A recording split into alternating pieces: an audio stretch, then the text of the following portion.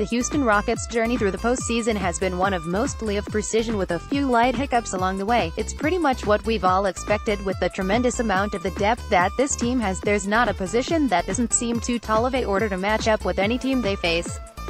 They can play against the matchups, they can go small, they can go big or make partial adjustments on the fly to counteract against things that are going wrong during the games. That's what separates this team from others in the past, their ability to make adjustments on the fly and still win games.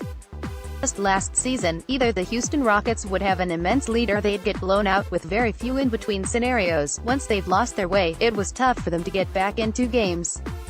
But that has changed so much this season, with so many come-from-behind wins, with my favorite being Gerald Green's go-ahead buzzer beater with 1.4 seconds to topple over the Suns, 104-103 back March 30th. The Suns were playing extra hard and I think it put the Rockets off guard, so they had to give everything they had to eke out that win. What was sweeter was I was in attendance of that game and the crowd was electric, even for what should have been just a mundane regular season game. But enough of my platitudes about how great my team is, and let's focus on something that Mike D'Antoni needs to do.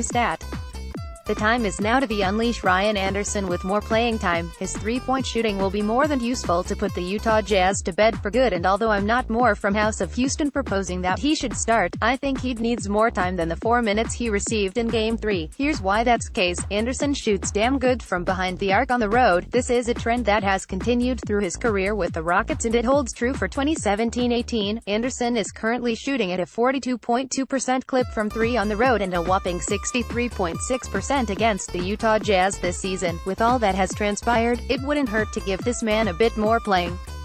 Here's what I suggest. From the paltry 4 minutes he got Friday night, I think D'Antoni should bump it up to 15 minutes for tonight's game. Why? That's one of his most effective sweet spots. He's currently shooting 38.2% from 3 when he plays between 10 and 19 minutes. I know it's struggled to juggle minutes at this time, but I think Anderson could be the X factor to make this team be one game away from putting this series to bed.